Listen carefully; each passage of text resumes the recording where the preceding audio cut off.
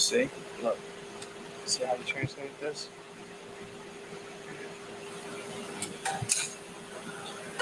I don't know who translated this. What's that? This translation is way, at least from that standpoint, is better.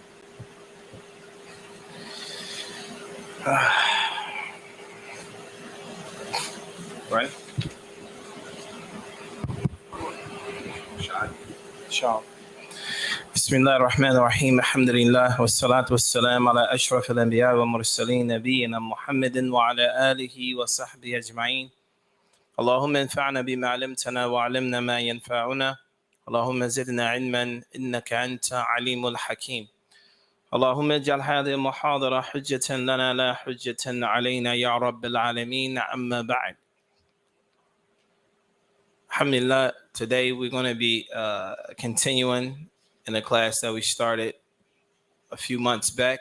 We had a long break. Inshallah ta'ala, we're going to pick up where we left off at. We spoke about, the last class, we spoke about purification, water, right? So the question is, how many types of water are there? Does anyone know?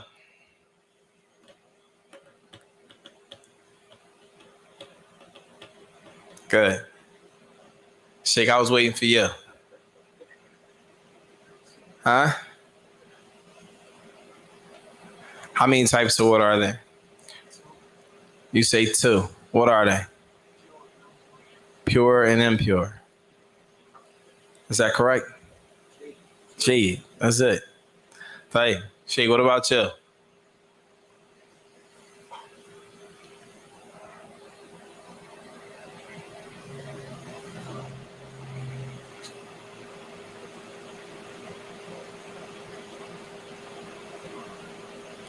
Huh? Pure, impure?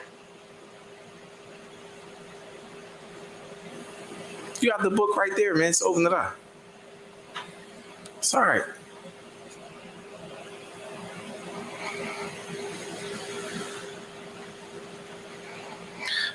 So we're going to do a quick recap, right? So purifying water. We have purifying water. We have pure water. And we have impure water. That's what he said? No, you missed one. All right. So we have purifying water, which means it's pure in and of itself and it purifies other waters. Like what? For example, the water, running water, you turn your spigot on, you make wudu. This is purifying water, right? And we discussed a whole portion of that. That was in the previous class. This is our 7th class, right? So if you guys want to go back to the previous lessons, you can. You can find it on YouTube or what have you. It's class number 6, 5, 4, etc. The next type of water, which we're going to talk about tonight, is pure water, not purifying. So what's the difference between water that's pure and water that's purifying? What's the difference? The difference is you can't make wudu or a ghusl with pure water, but you can only use purifying water. So we're going to talk about, inshallah, today, the different types of pure water, the different types of pure water and impure, right?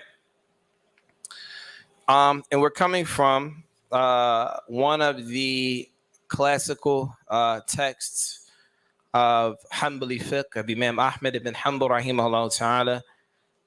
We're going to be covering this in a little bit more detail, inshallah. So we're going to talk about pure water, right? What does that mean? قال المصنف rahimahullah ta'ala. He says, وَإِن تَغَيَّرَ لَوْنُهُ. So the first thing he's going to do is mention if these things change. إِذَا تَغَيَّرَ أو وَإِن تَغَيَّرَ لَوْنُهُ. So right now, assuming we have a cup of water, right? A cup or a basin of water. He says, وَإِن تَغَيَّرَ لَوْنُهُ. If the color changes. So let's say, for example, you have water and the color changes, right? O ta'muhu, and the taste change. O rihuhu, or the smell changes. Bitabkhin, because it was cooked. O saqatin fi, or it changes because something fell in it and caused it to change color, right? That's one part. The next part, oh rufi'a bi qalilihi hadathun, or we have water and we made wudu with the water, right? And then the remnants or the remaining parts of that water fell back into the bowl or cup. Can you still use that to make wudu for somebody else? Yes or no? According to the school of Imam Ahmed, you cannot. That purifying water now becomes pure. Why? Because the purifying aspect of that water has been removed, because that water was used to remove a ritual impurity, which means in order for a person to worship Allah, he needs to use purifying water. Well, according to the school of Imam Ahmed, once that water is used, then it's no longer what? Purifying. Now, if a person used that water and poured it on him, etc., then the remaining, long as no other water fell back into it, then it's different. All right? Is that clear? So then, purifying water is broken down into, pure water is broken down into different categories, right? So the first one is it either changes the color, the taste, or the smell. The other one is, rufi'a bi qalilihi hadathun, or that water was used to remove a ritual impurity. So the first thing we mentioned was what? How does water become pure water? If the color changes, the taste, the smell, etc. Right? Right. The next one is أو رفع بقليله, or a small amount of that water was used to remove a ritual impurity. So, for example, a person used that water to make what? Make wudu. Okay? And then there's another part. It's actually 4 parts, right? So, Sheikh, I need you to write this down. If you not, yeah, there's 4 parts. There's 4 things that turn the water into purifying water. Purifying water into pure water. All right?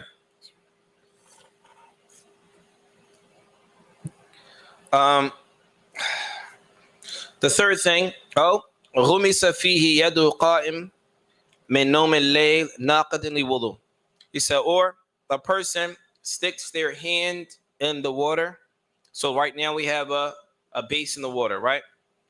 And it says غمس فيه يد قائم. A person takes his hand and he sticks it in the water. قائم نوم الليل ناقض للوضوء. So it says a person sticks their hand in water, waking up from sleeping at night. Why is that significant? There's a hadith of the Prophet alayhi salatu wasalam, where he said, إِذَا اسْتَيْقَظَ أَحَدُكُم مِّن نَوْمِهِ فَلْيَغْسِلْ يَدَيْهِ قَبْلَ أَن يُدْخِلَهُمَا فِي الْإِنَاءِ ثَلَاثًا فَأَنْتَ لَا تَدْرِي أو فَإِنَّ أَحَدَكُمْ لَا يَدْرِي أَيْنَ بَاتَتْ يَدُهُ. In this hadith, the Prophet alayhi salatu wasalam, he said that if you wake up in the morning from your sleep, wash your hands before you stick them into any jar or any cup or etc. for water. And the reason was, he said, because none of you know where their hands wandered at night.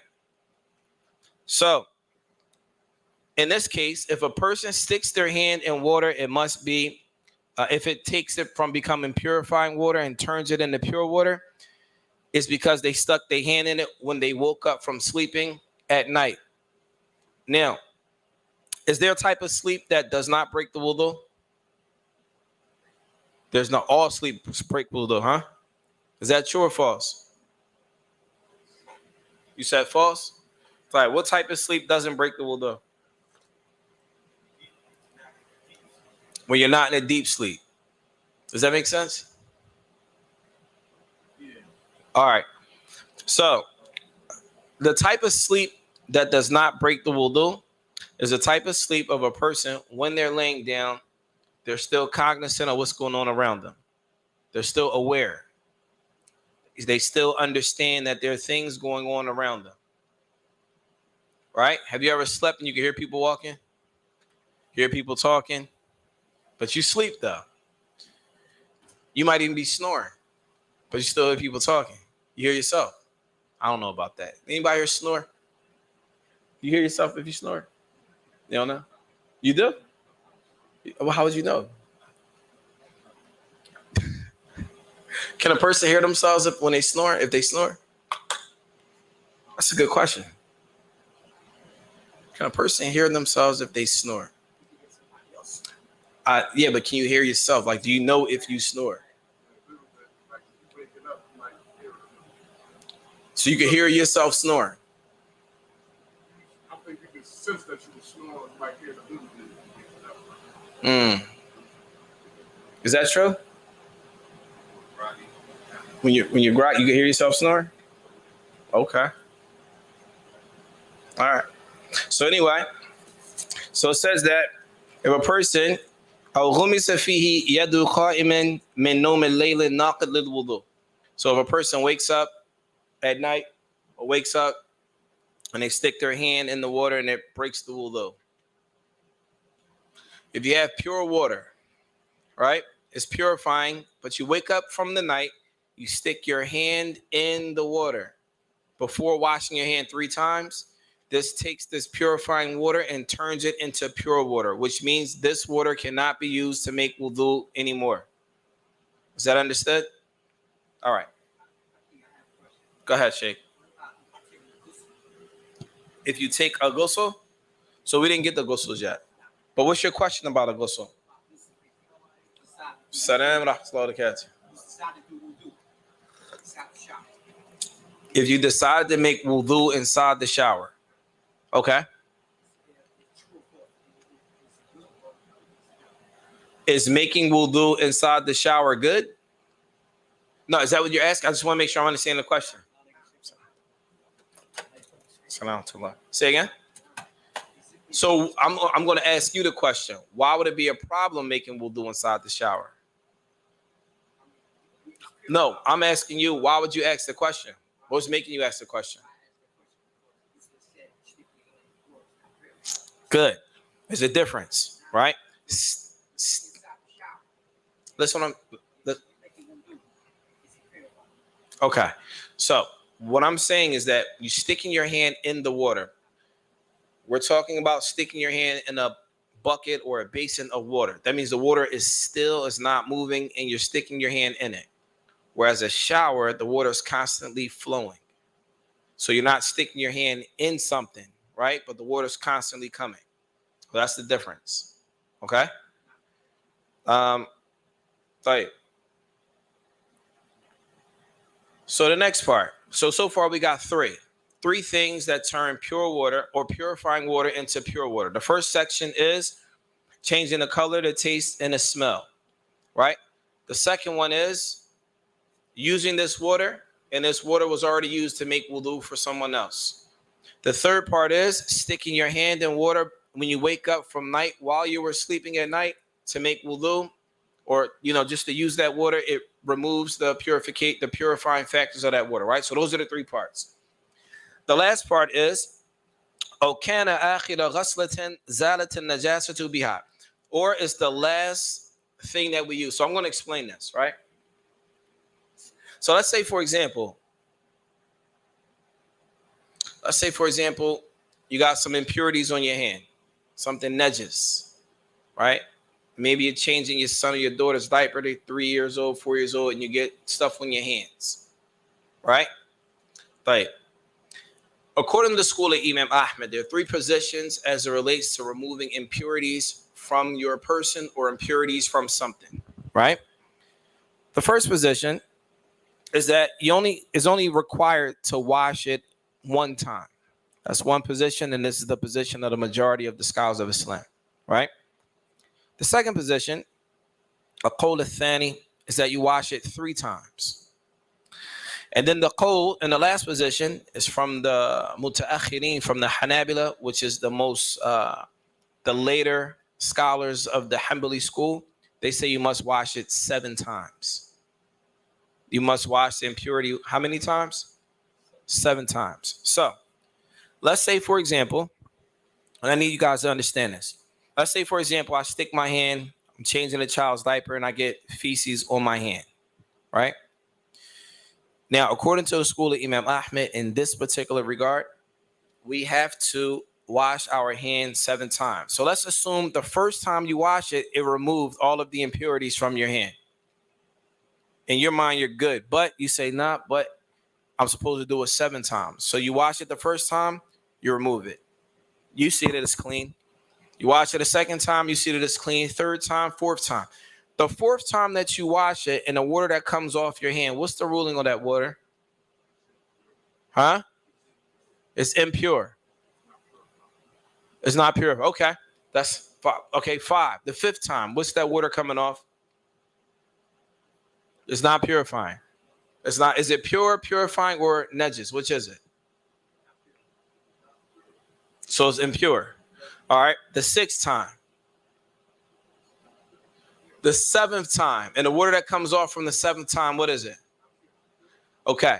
So here it says the last wash, when the water comes off, it becomes pure, not purifying. Why? The question now is why? Why is that? Because according to the school of Imam Ahmed, in order to remove an impurity, you must wash it how many times? 7 times. Even though there are 3 positions, but this position right here that the author is using is 7 times. That means that from the first wash all the way up until the 6th wash is all impure. The 7th wash that comes off is pure but not purifying. Is that clear? Go ahead. Now I want you to tell me what you understood. Even though the impurity may have been removed with the first wash, and then the 2nd wash, the 3rd, the 4th, the 5th, the 6th, and by the time you get to the 7th, the water that comes off your hand is considered pure, not impure. And the only reason that makes it pure is because according to the madhab, according to the school of Imam Ahmed, you need to wash it 7 times. So that 7th one totally removed the impurity. Now it's pure. Does that make sense? You sure? All right. So for some people, they're like, well, this doesn't make sense.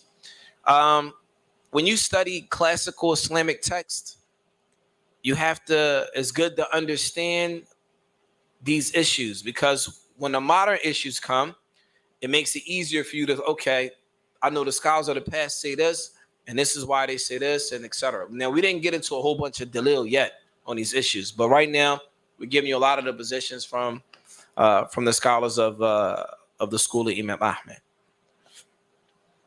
طيب. The next part. Now we're getting ready to go into impure water. What's impure water?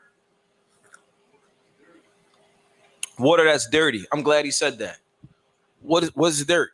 What's considered dirty? Mud.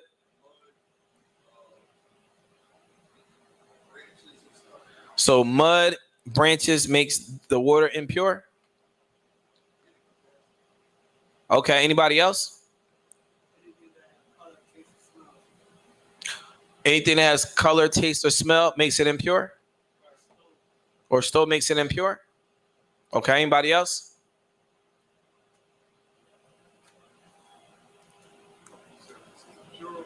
What makes the water najis? What is najis? What is najis water?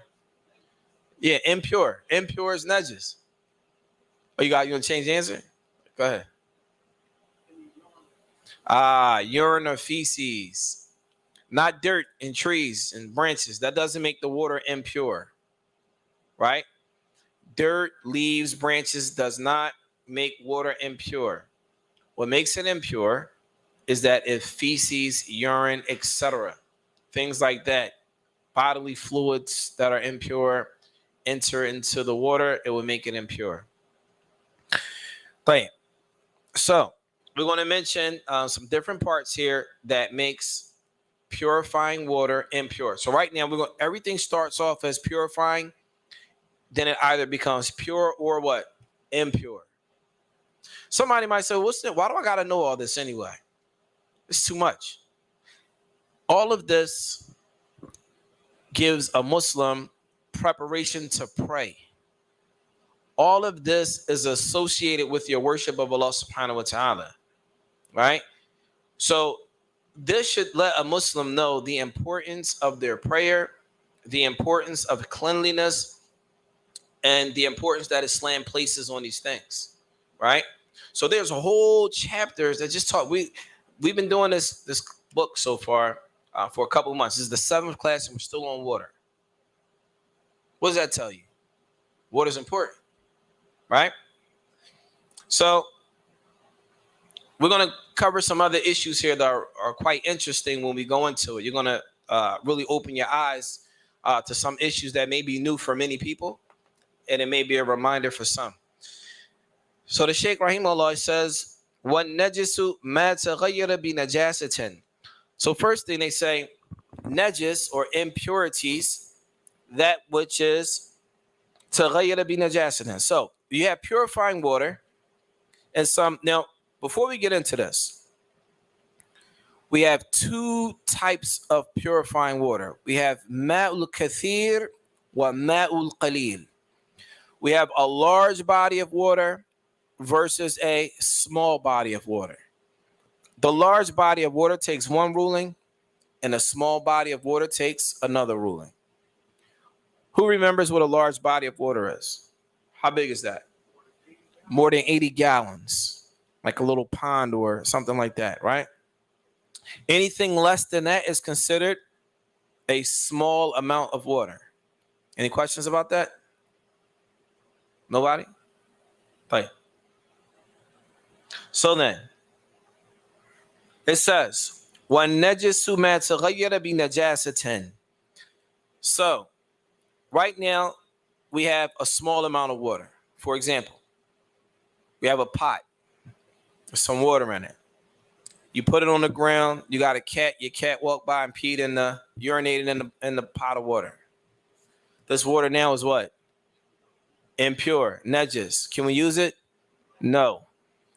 So it says, "What najisu ma taghayyara bi najasatin."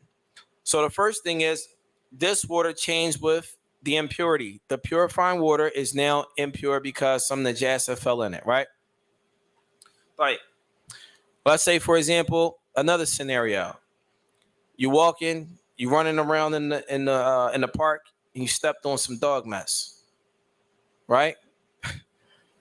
So now you're like, dang, you got the same pot, and you happen to come in your house and saw the pot there, but you just stepped your foot over it and you grazed it slightly, like your foot touched the water, for example, slightly.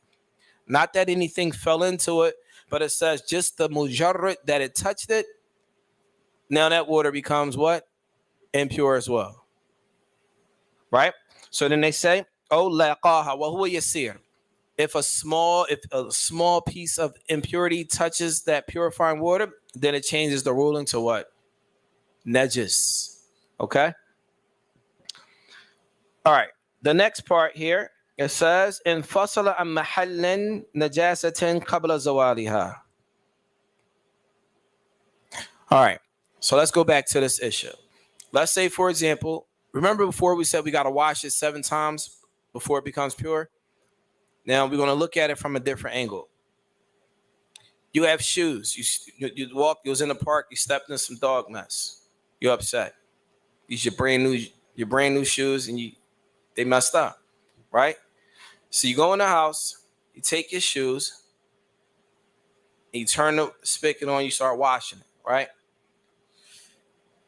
All of the washes, right? It says infasal an mahallin najasatin qabla zawaliha. That water that falls off of that shoe into a basin is what? Impure. It's impure, and they say it remains impure because the impurity is still on the shoe. Same thing, if you get it on your hand and you wash it and the water is still on your hand and the remnants that come off, that water is called impure. Is that clear? You sure? All right.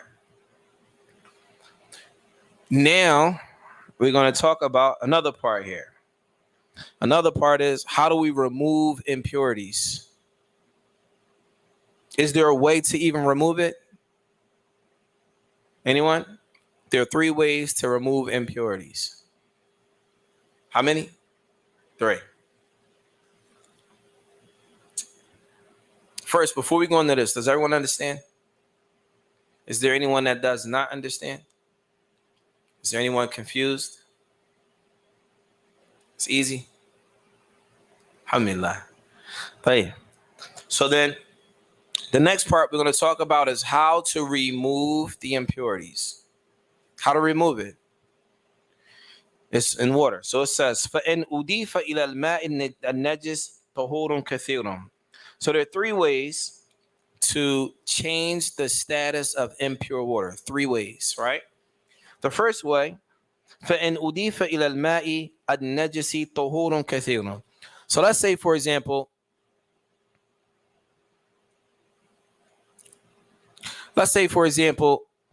we have that same pot of water, right? And then we add to it, right?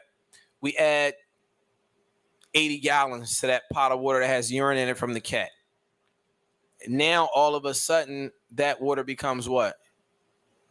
Purifying. Why? Because it's more than 80 gallons.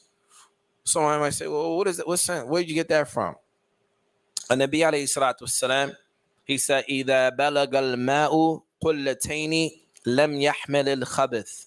An-Nabi alayhi salatu wasalam, he said that if the water reaches 80 gallons, for example, right? لَمْ يَحْمِلِ الْخَبِثِ, meaning it cannot contain any impurities in general. So because of that, they say, okay, in order to remove that impurity, why would a person want to do that anyway? It doesn't. Just if you think about the picture in your mind, why would you take the pot and just dump it into more white? The reason why the scholars mention this is because they mention all possible scenarios. It may not make sense. In your mind, you may not be able to come up with a scenario when you would do that, but they give you an option. Okay, well, if this, then this. And if it's like that, then this. And if this, then that, right? So what they're saying here is that if you add to that impure water a large amount of pure water, then it removes the impurity. Is that clear? You sure? All right. So then go ahead, Sheikh.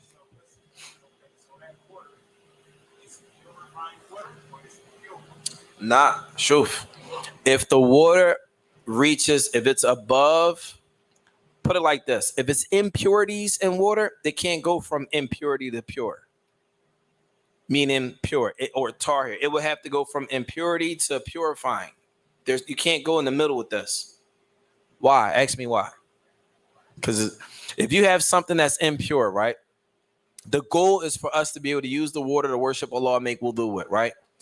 If you have water that's impure, you can't go from impure to pure because you still can't use the pure water. So what would be the benefit of changing it to pure if you can't use it for worship? Did that make sense? So then the only goal of adding to it is so that it can become purifying so that we can use it. Right? All right. So the first thing is that we add water to it. Right? It changes it, makes it pure. Right? Oh, أزالة غير النجس الكثير بنفسه. Or that najis, let's say it's a large body of water, but it's najis. It has a lot of najis in it, and it changed all of those descriptions that we mentioned, right? So remember when they said, إِذَا بَلَغَ الْمَاءُ كُلَّتَيْنِ لَمْ يَحْمِلِ الْخَبِثِ, right? That means if the water reaches 80 gallons or more, then it cannot contain impurities in it. But then right here it says, oh, زَالَتْ غَيْرُ النَّجِسِ الْكَثِيرِ بِنَفْسِهِ. Purifying water can be, impure water can be in a large body of water. And it could be najis, right?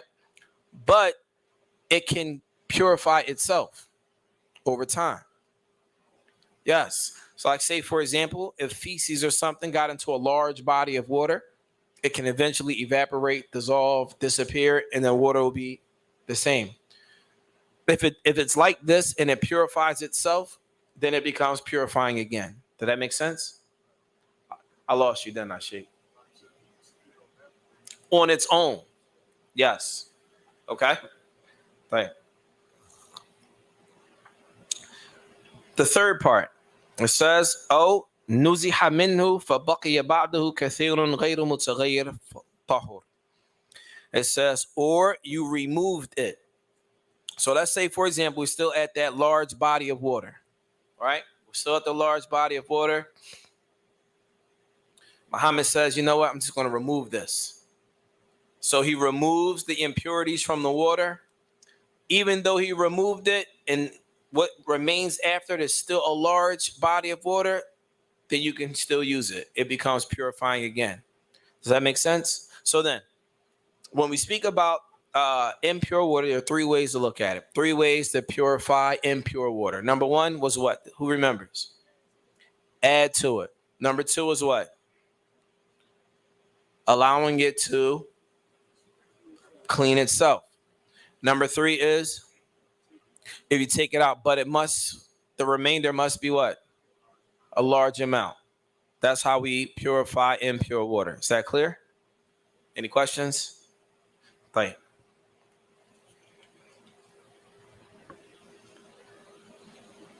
Now we're going to enter into another part here. This part might be a bit confusing, but inshallah, we're going to try to make it clear. So we have a qaida in al-Islam. We have a principle in al-Islam. And write this down. The qaida or principle is al-yaqinu la yazulu bishak. That certainty is not removed with what? Doubt. This principle, okay, so here's the thing. Islam has a lot of principles, right? Some principles, they're called qawaid, right? Some principles are only used for specific chapters. Like there are some principles that's only used here. There are other principles that are only used there. There are other principles that are only used there, right? This principle here, al-yaqeen la yazulu bishak, certainty is not removed with doubt. This principle here can be used across the board. And so because of that, this is from the Qawaid al-Kubra, as they call them. Yeah. Right? So you have from them al-yaqeen la yazulu bishak, al-amur bi maqasid, etc. It's a bunch it's 5 of them. It's not all coming to my head, but the one that comes to my head is this one right here, right now. Maybe before the class is over to come back. I'm not thinking about it. But at any event, it says, وَإِنْ شَكَّ فِي نَجَاسَةِ مَاءٍ أَوْ غَيْرِهِ أَوْ طَهَارَتِهِ بَنَى عَلَى الْيَقِينِ. So let's say, for example, here's a scenario. Right now, we have a cup of water. Once again, we keep talking about these cups, right? Because we want to make wudu. All right? So we have a cup of water, and you have doubts. Next to this cup of water, you see a dead cat or a dead dog next to the bucket of water, for example, right? And you're wondering, like, dang, did that dog urinate in this water or not? You got doubts. So I'm going to, based on this principle, I want to see who can answer the question correctly. This is what you know. What you know is you walked up and you saw this round basin of water. And then next to the water, you saw a dog laying there. Right? So now, question. Can I use this water to make wudu, yes or no? You have doubts. You have a doubt. Your doubt is you think that dog urinated in this water. Go ahead, Shay. You can't use it. Based on what? Stay far away from doubtful matters. Mumtaz. I like that. Somebody's going to combat that right here, though. What's the combat? How do you deal with that? Huh? I'm sorry? Yeah, how do you go against that? So right now we have a principle that we mentioned. Al-yaqeen la yazulu bishak. Certainty is not removed with doubt. So you're going to say, well, wait a minute. How does that apply to this, right? The application is this.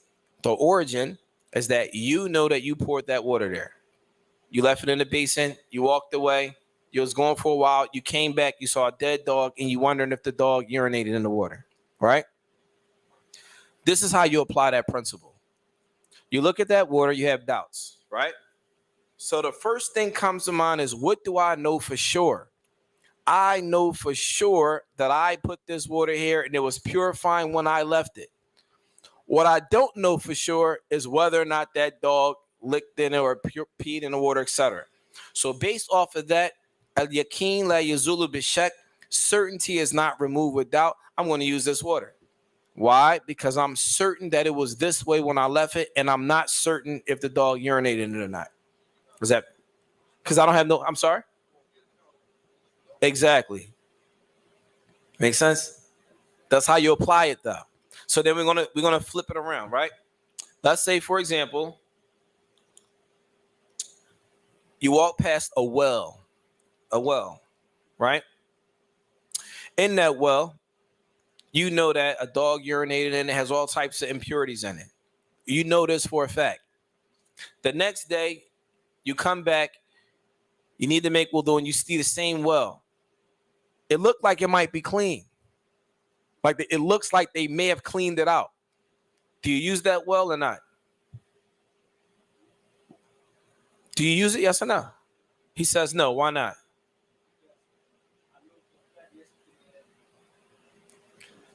Ahsant. He said you don't use it. Why? Because he knew for a fact yesterday that it had impurities in it. Today he's doubtful, thinking maybe it is clean now because it looked like it might be clean, but he's not certain.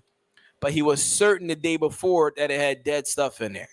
So because of that, he what? He left off the water. Make sense? That's how you apply those principles. Is that clear? Right. The next one. Next issue. There's a lot of issues, man. I hope you're writing this down, Sheikh. Oh, all right. All right. Inshallah. طيب. So the next one's what says وَإِنِ اشْتَبَهَ طَهُورٌ بِنَجِسٍ حَرَمَ اسْتِعْمَالُهُمَا وَلَمْ يَتَحَرَّ وَلَا يُشْتَرَطُ لِلْتَيَمُّمِ إِرَاقَتُهُمَا وَلَا خَلْطُهُمَا. So here the musannif or the author rahimahullah ta'ala, he says وَإِنِ اشْتَبَهَ طَهُورٌ بِنَجِسٍ. So let's say for example, you come into a room, you got to make wudu. Why you keep using these buckets? Because we're trying to make it make sense, right? We have two buckets. One bucket, we know that it has purifying water in it, and the other bucket, we know that it has impure water in it, but we don't know which one is which. What do you do? Shake over there in the chair. The one that's smiling. What do we do, Shake?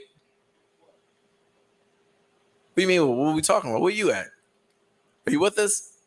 Oh, all right. Go ahead.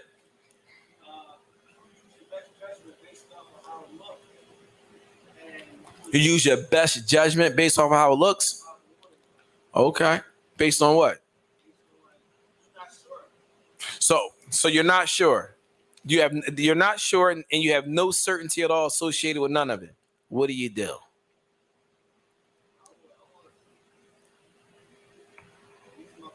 use your best judgment. Okay. Anybody else? Now, mind you, you're certain that one of the water is najis, total impurities in it, and the other one is purifying water, right? And you don't know which one is which. They look the same. You just gonna make your best guess.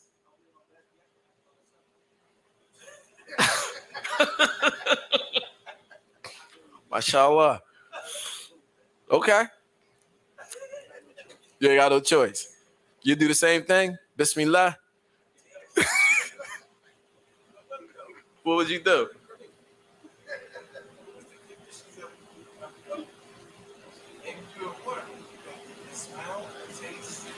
Yeah, but we know that it's impure. So you might not be able to, but if you were to taste it, do the taste test, you're gonna find out. Or the smell. So, you gonna try to figure it out. You're gonna try to figure it out. You're gonna try to figure it out. Okay, mashallah. So you're gonna try to figure it out too? Okay. What about you, Sheikh? What are you thinking? You gonna try to figure it out? You're certain that you're certain that one has purifying water and you're certain that one has impure water, but you don't know which one is which.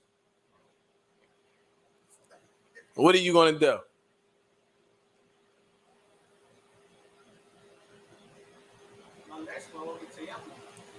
Tayammum? What would you do? This real life. I mean, Sheikh, you be traveling around the world, so you need to know this. You gonna be somewhere and they don't have no running water. What you gonna do? Huh? I'm waiting on you, and then we're gonna talk. Yes, certain. No, doubt does not remove certainty. So based on that, what would you do in this case?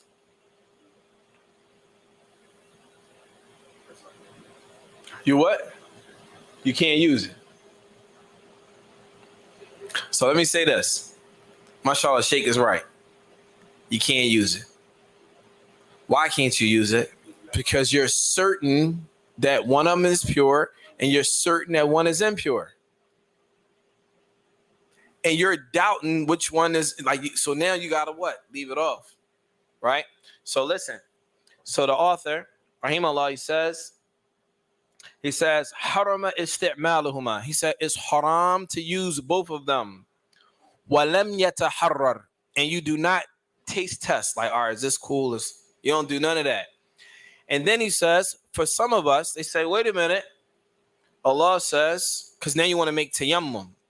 But some say before you can make tayammum, Allah says in the Quran, فَإِن لَمْ تَجِدُوا مَاءً. If you don't find water, then you make tayammum. They say, all right, but we have water here. So he says, وَلَا يُشْتَرَطْ لِلتَّيَمُّمْ إِرَاقَتُهُمَا أَوْ خَلْطُهُمَا. So it's not a condition for you to make tayammum that you dump both of those waters out or mix them together. It's not a condition. Meaning you can make tayammum even if you do not do that. Is that clear? Fine. No, your second answer was good. Yeah. Yep. Alhamdulillah. So we're almost done. The next part, it gets even more like, huh? The next part is, وَإِنِ اشْتَبَهَ بِطَاهِرٍ تَوَضَّأَ مِنْهُمَا وُضُوءًا وَاحِدًا مِنْ هَذَا غَرْفَةً وَمِنْ هَذَا غَرْفَةً وَصَلَّى صَلَاةً وَاحِدَةً. All right. So now we have another issue. You have a bucket of purifying water, and then you have a bucket of pure water. Is it the same or is it different from the other scenario? Right. We have a bucket of purifying water, and then we have a bucket of pure water. So you have pure and purifying. Okay? Question now is, what do you do? Do you do the same thing? Do you make tayammum? All right. So you have a bucket of purifying water, and then you have a bucket of pure water. And you need to make wudu, the salat's almost out. You don't have time to go dump both of them and get another. What do you do? Well, you don't know which one is purifying. You're confused. You use both. How do you use both? What would you do? Say that again? You use both of them. But if you mix them in the one, like you take one and dump it in the other, so then it's not going to be purifying no more. All the water is going to be pure now. So you just go make tayammum? You say, yeah. All right. Anybody else? What are you sure about? You're sure that one of the waters is purifying and one of them is pure. But you don't know which one is which. And you have to make wudu, the salat's almost out. You press for time. Tayammum. But you have purifying water there. So in the other scenario, we said you make tayammum when you have purifying water and you have impure water. La yataharra, meaning we're not going to look to see which one is which. We're going to just forget both of them and make tayammum. In this case, though, is it the same? No. It's not the same. So you have pure water and then we have purifying water, right? So what do you do? Oh, so either water can be used for wudu. Huh? Which one?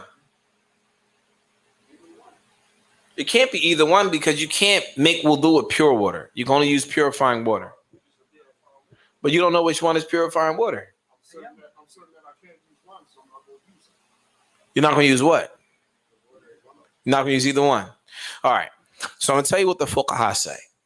They say in the case, now mind you, this may not be our reality because we don't live in those types of environments. But anyone that ever lived overseas or in the land of the Muslims, there are times where the water might stop running. Has anyone ever experienced that? You did. So did I, right? There are times the water might be out for days. You have to go get buckets of water. Yeah, that's real life. Yeah. You gotta wait. Yeah, and then if you live in an apartment building, you gotta get everybody get their money up to go buy some water so they can pump up the building. All right, and that might take a day or two. So then you gotta walk around, look for buckets, carry them back, and it gets hectic, especially if it's a couple days, because you can't flush the toilet now. So you got to use buckets of water to flush the toilet and all types of stuff. It's real. Yeah. So having said that, if you're in that type of scenario or your situation, what do you do? So the scholars of Islam, they say, in this case, you make wudu with both of them. So you make wudu with this one, with this one. That way, you definitely are sure that you're going to have wudu. That's what you said the first time. Your first answer was correct. Right? Is that clear? Yes. I don't know if you explained that. I'm not sure. Hey, what's the difference between purified and pure water? That's a good question.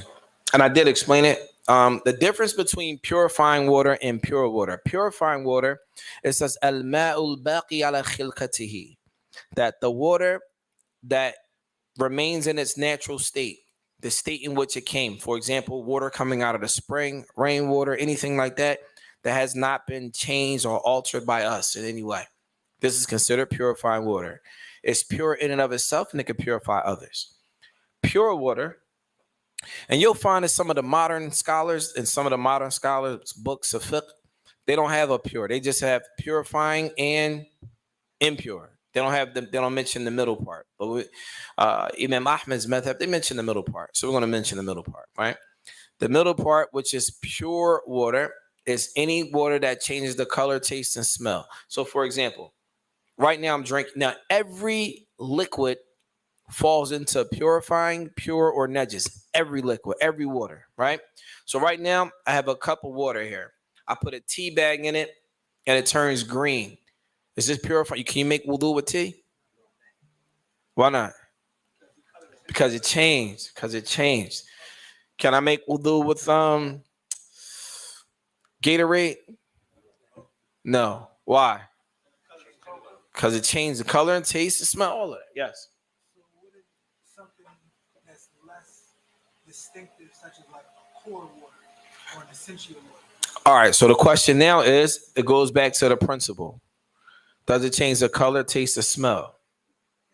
If let's say, for example, you have sparkling water that has like a peach flavor to it, but it still looks clear. If you taste it, you know that it's what? Not that it's impure. It's pure, but not purifying. I mean, you can't use it to make wudu because one of those descriptions changed. The color, taste, and smell. Right? Does this make sense? That's crazy, right? Yeah. Tell you. All right, y'all ready for the last part? I know this was a lot, but we've been behind for a while, so we need to catch up. The last part here. وَإِنِ اشْتَبَهَتْ ثِيَابٌ طَاهِرَةٌ بِنَجَسَةٍ أو بمحرمة صلى في كل ثوب صلاة بعدد نجس أو المحرم وزاد صلاة. All right, this last part is confusing. No, it's confusing. Like if I were to translate this to you all, you're going to be like, it's not going to make sense if I try to do a verbatim translation. So I'm going to explain it, and then we're going to read it again, and then it's going to make sense. It may not make sense what you have to do, but the object is that you understand. So we're going to create a scenario, okay? The scenario is this. You just got out of the shower. Somebody stole all your clothes. and left you with two thobes. Both of your thobes are the same color, but you know for a fact one of them has najis on it and one of them doesn't. You understand the scenario? Come on, we gotta be problem solvers here. All right? We have two thobes. Someone stole all of your clothes. You're getting out the shower. Dang, somebody took everything. Salat is in and it's about to go out. You see two thobes. They're both the same color. And you know for a fact that one of those thobes has najis on it, has an impurity on it. And as we know, as Muslims, we can't pray with something that has a what? Impurity on it, right? So now you stuck. What do? So the author says, Salli adada najasatin wa zada salatin. He said, you pray the number of impurities that you have, and then you add one extra salat. What does that mean? So let's say, for example, you have these two thobes. One of them is impure, and the other one is what? Pure. He said, what? Salli adada najasatin, or najis, adada najis. You're going to pray the number. So if you have one of them that's najis, you're going to pray one time with one of those thobes on, right? And then he says, wazada salatin, and then you're going to add one salat on top of that. So you're going to pray in one thobe, and then you're going to pray in the what? The other thobe. Now, mind you, you're only doing this. This is not something that you're going to set out to do, but you're muttar. Yani this is a necessity, right? Did that make sense? All right. So now the same scenario, and I want you guys to answer this. Same scenario. You have three thobes. Two of the thobes have najis on them. They're all three the same color. What do? Huh?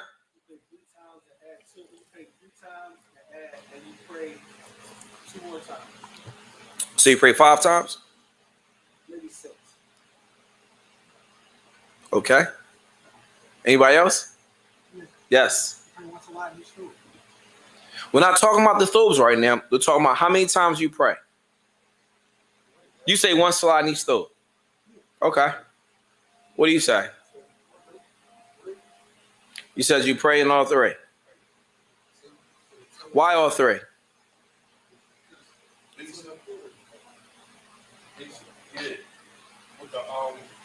Not knowing if the food is impure, you still want to be sure what your worship or whatever, so you want to, assure yourself with doing it. Okay. I gave you a formula to use, right? What was the formula? I thought that the formula was saying It is, but it is, but it isn't. I said add the number of impurities that you have and then add one to it. Somebody just said, why wouldn't you be able to wash the thobe? Huh? The salat is in and the salat is about to run out. You're running out of time. You don't have a choice. Obviously, if you have time to wash it, then you wash it. But there's no water. There's no water. Yes. Sheikh, listen. The formula is this. You pray the number of the number of najasas that you have, you pray that number. So if we have 3 thobes, 2 of them are impure. How many salats do you pray? 2. And then he says, wazada salatin. And then you're going to add one extra one. How many times are you going to pray all together? 3. I'll give you another example. We have the same 3 thobes, but one of them is najis. How do we pray? What do? You pray twice. Does that make sense? Not pray twice in the same thobe. Pray in one thobe and then pray in another one. Huh? No, if it's 3 thobes and one of them is impure, the formula is you pray the number of impurities that you have. So if there's only one thobe that's impure and you have 3 thobes, you're going to pray one time and then add one salat. So you're going to be praying how many times? 2. Yes. When we say pray multiple times, we're not talking about multiple times in the same thobe. That doesn't make any sense. Huh? Yeah, you were right. But it's like you know how you do math problems, you get the right answer. You had the right answer, but you didn't have the right formula. No, you didn't show your work. You gotta show your work, man. You didn't show your work. So you didn't get any credit for that. Right? All right. Does that make sense? All right. So that's where I'll give you another example. It's time for the salat. Same scenario. You got 5 thobes. They all the same color. 3 of them got impurities on them. What do you do? What's the formula? Tell me the formula, Sheikh. The number of impurities plus 1. So you pray the number of impurities plus 1. So how many times are you praying? 4 times. 4 times in the same thobe? No. 4 times in the what? 4 different thobes. He's like, what are you talking about? Sheikh, like, what are y'all talking about, man? I knew this boy had some bid'ah with him. He talking about pray 4 times in 4 thobes. We done with him. We caught him right at the right time. No.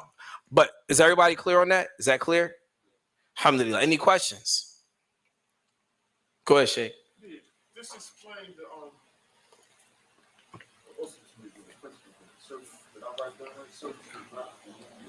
So the qaida, the principle is al-yaqinu la yazullu bishak. Certainty is not removed with doubt. Certainty is not removed with doubt. That's a principle in Islam. Okay? Even when we go to the book of Salat and we see people praying in the Salat, Nabi alayhi salatu wasalam, one of the companions said he wanted to know if he broke wind in the Salat. Should he pray over? The Prophet alayhi salatu wasalam said, "Idha lam tajida rihan," meaning if you don't smell it or feel it, then it didn't happen. Or hear it, yes, then it didn't happen, right? So this here is from al-yaqeen la yazulu bishak. Certainty is not removed with doubt. Yes.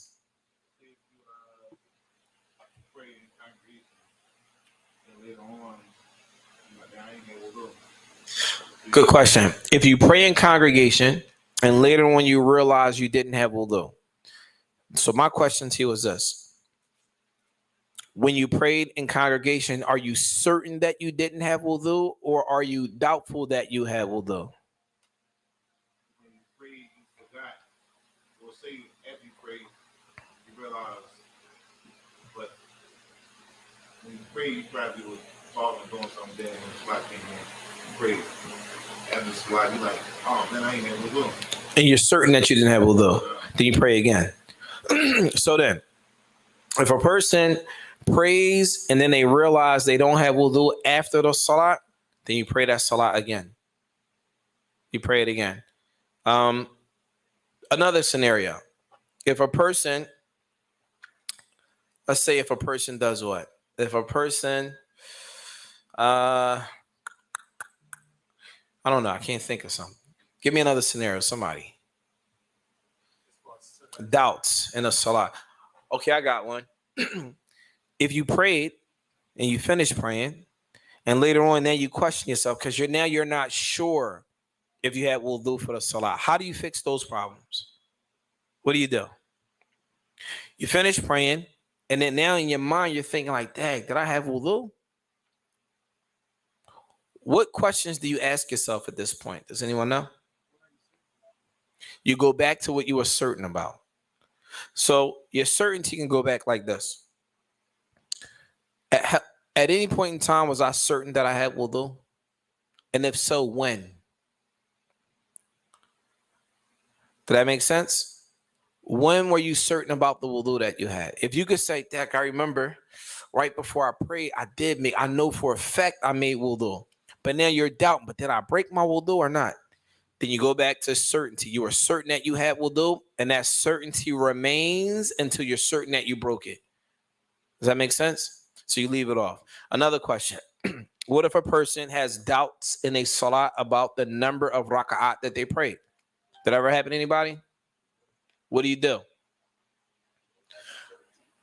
Go back to certainty. What does that look like? Give me an example. Let's make it a real example, right? You're praying Salatul Dhuhr. It's a silent prayer. You can get tricked up because it's not out loud, right? And you're praying by yourself, for example. So you pray one rak'ah, the first one, pray the second one, pray the third one, and you're like, Dad, did I pray?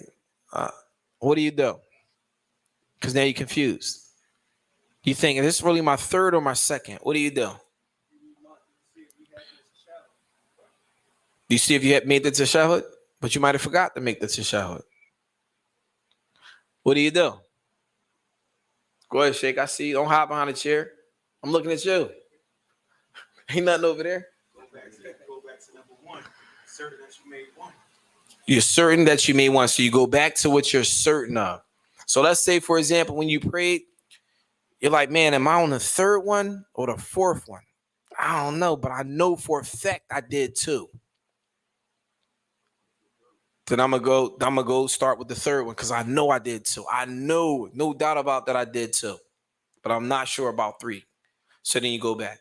And then when you finish and you do the sujuda sahu, which is the prostration out of forgetfulness, right? Right. And we'll talk about that more in greater detail when we get to the book of Salat. The book of Salat is really big. Right. Any other questions? Yes.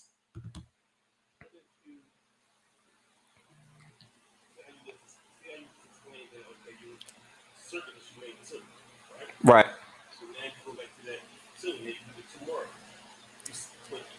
But when you finish, you forget to do the Say again. I'm sorry. Yeah, what if you forget to sujood sahu? So Say it again, Sheikh. okay, so look, you go back to what you're certain of, right? You go back to what you're certain of. Okay. Okay, so now you do that to the other two, right? But you didn't. What are we talking about? What salat are we talking about? Let's say dhuhr. Okay. Okay, so now you gotta you gonna slam off, but you don't do the two partitions. Okay. But you're supposed to do it. Right. You're supposed to do it, but then what? You forgot. You forgot. Okay. So what do you do in that? Good question. It depends. So now we're talking about sujood sahu, making the prostration out of forgetfulness, right? So it depends. If it was as soon as you made taslim and you remembered, then you can go back and do it, right? If you finish the salat and leave off and you think about it later and you already start something else, then you leave it off, right? But when you remember it, if you're in the salat, you remember it, you do it. Now, here's the thing. We're going to cover that in greater detail when we get to the book of Salat. When we get to the book of Salat. And we have another question. The question is, for the example you used about the garments, are you talking about separate prayers like Maghrib in each garment or Raka'at? So I'm not sure about the question, but what I'm saying is, let's say, for example, Salatul Maghrib is in and it's about to go out and you have 3 thobes, 2 of them have impurities in them and 1 of them doesn't. Then you're going to pray Maghrib 2 times and 2 thobes and a 3rd time and another thobe. That way you're certain that you prayed Maghrib in a pure thobe so that you can be done. And then after that, if you find time, you can go wash it after that. You can wash it after that. Make sense? Tell you. What else? If I'm traveling, what does that mean? What do I spill in my throat? Was it food or alcohol? I thought you said alcohol. I don't know what you said. So if you spill, wait, one question. Yes, it is back to back. They're going to pray the salat back to back. Now, if you spill food on you, I'm going to let you answer that question. I got food and I'm traveling and I spill food on my throat. Other than the fact that you kind of salty walking around with food stains, you can still pray. It doesn't affect. Why? Is the food najis? No. You put it in your mouth. How's it going to be najis? Right? You just feel some type of way because you got a stain on your throat, but that's it. You still want it. Huh? Yeah, you good. You good, Sheikh. So what are you saying? You got to be real specific. What are you saying? Yeah, because we're talking about food. The issue, what we're talking about, but Sheikh, we're not, listen. Go ahead. that and sit on your throat and get all of a sudden the smell. So let me ask you a question. If you spill food on your throat, at any point in time, does that food become najis? All right, then you're good. You just got a spot on your clothes. That's all. You still all right, though. You know what I'm saying? I don't take nothing from you, Sheikh. You still good. Just got to wash it off later. Yes.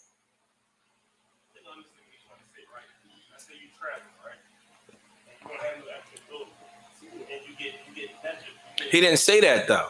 You said that.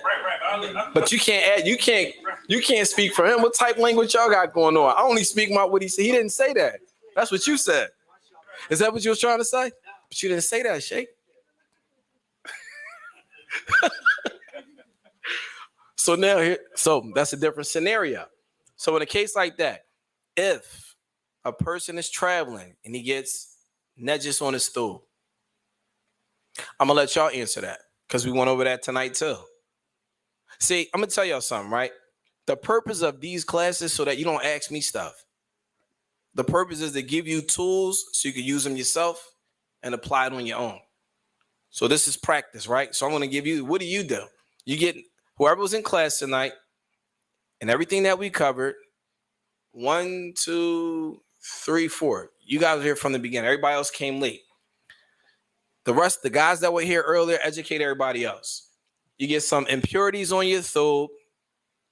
It's time to pray, and you have access to water. What do? Yes. Remove the impurity first. How do you remove the impurity? With water. What kind of water? With pure water. Pure or purifying? With purifying. Purifying water. So you take the purifying water and you remove the impurity. According to the school of Imam Ahmed, how many times do you have to wash it? 7 times. Now what? I didn't clear it. The brother cleared it. So that's what you do. Is that clear, Sheikh? Alhamdulillah. Yes. What categories of impurity are you speaking of? What categories of it? What does that mean? All right. Semen is an impurity. Semen? Urine is an impurity. Who said semen was an impurity? I'm not going to squash it. You said it.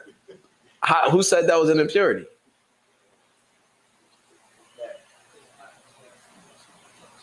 You don't know? All right. There's a difference, right? Semen is not considered an impurity. How do you know that? We have a yes. No, go ahead.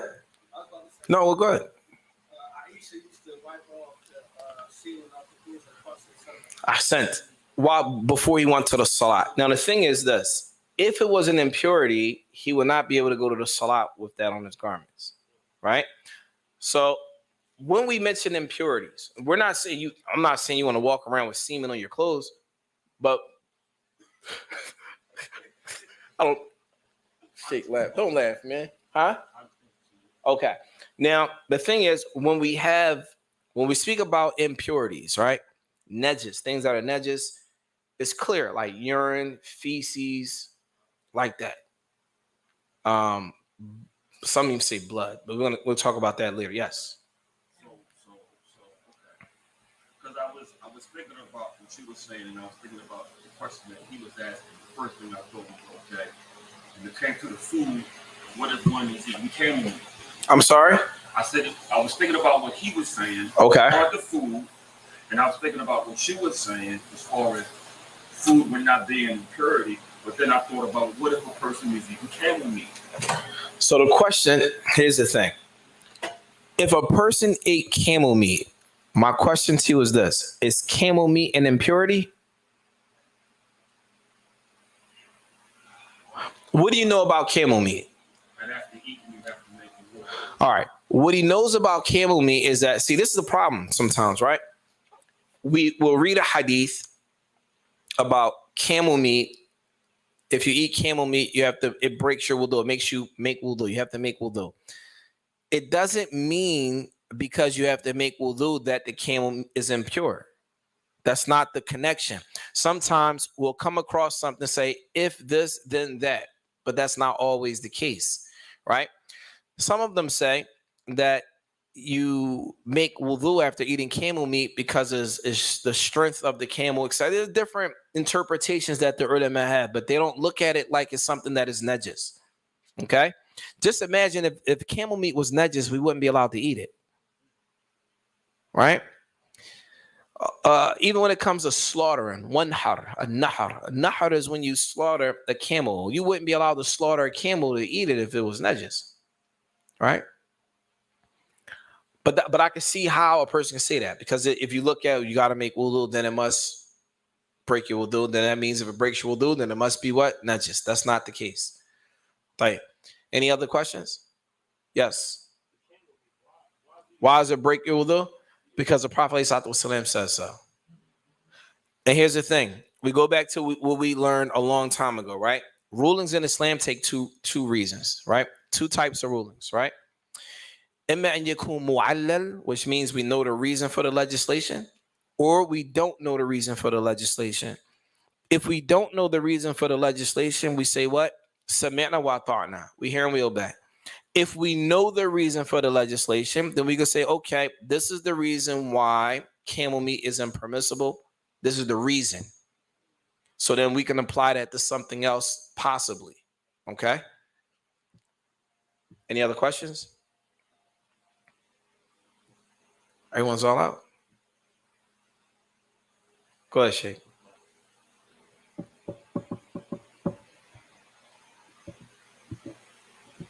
No one else, mashallah.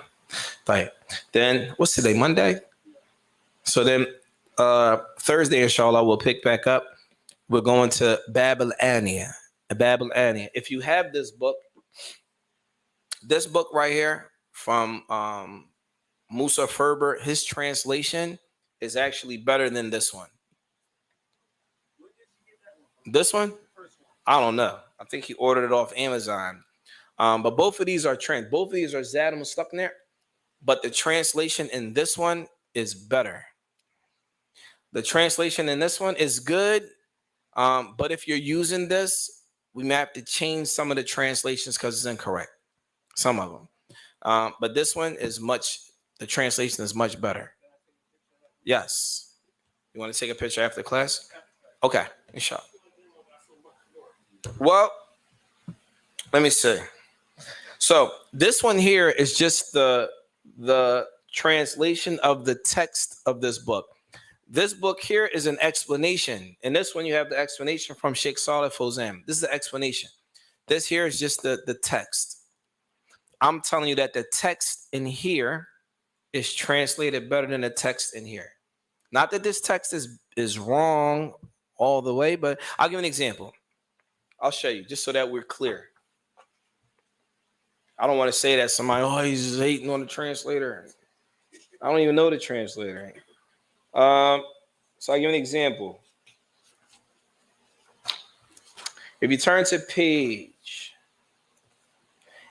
page 51, whoever has this book, if you turn to page 51, if you look here, it says in the Arabic, it says, وَإِن تَغَيَّرَ لَوْنُهُ أَوْ طَعْمَهُ أَوْ رِيحُهُ بِطَبْخٍ أَوْ سَاقِطٍ فِيهِ أَوْ رُفِعَ بِقَلِيلِهِ حَدَثٌ. Right?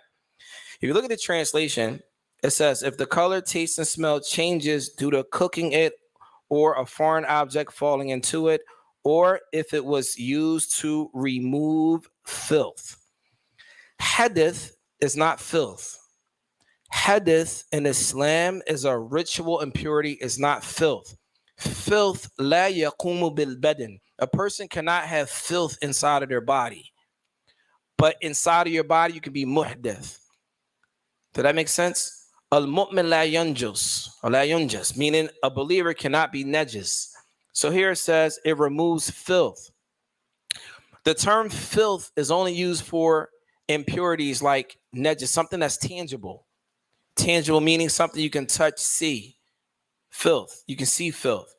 If I have to make wudu, can you see that I have to make wudu? No. Understand? If you have to make wudu, this person is muhdith, meaning he's in a state of ritual impurity, not filth. So at first I thought maybe it was an error, but then if you look further down, it even highlights, it says, or if it was used to remove filth. And then it explains, if a man makes ablution or takes a bath to cleanse himself from a greater impurity, water droplets that flow from his body are clean but cannot be used for cleaning. The water should not be reused, for it has already served the purpose of removing filth. This is incorrect. That it should say, for the purpose of removing ritual impurity. But then again, it may go back to the person's understanding of the term hadith. Hadith is not filth. Hadith is not filth. It is considered ritual impurity. So I'm saying when you look through this one, the translation, it actually says ritual impurity. And you might say that's not a big deal, but it can be a big deal as you read works that are translated. And if you don't understand the meanings of it, it can become problematic as time goes on. Does that make sense? That's all. Not, and this is not a knock on the author here at all. Not, I mean, the translator. I mean, I'm just saying that one error I saw it and I'm saying maybe it's more like similar to that, right? But to me, this is a much, much better translation as it relates to those issues right there. And Allah knows best. Any other questions? That's it. Khalas. سبحانك اللهم وبحمدك أشهد أن لا إله إلا أنت أستغفرك وأتوب إليه. السلام عليكم ورحمة الله وبركاته. Yes, take a picture of the book. You see it's on Amazon? I think so. Yes, Saeed ordered it off Amazon.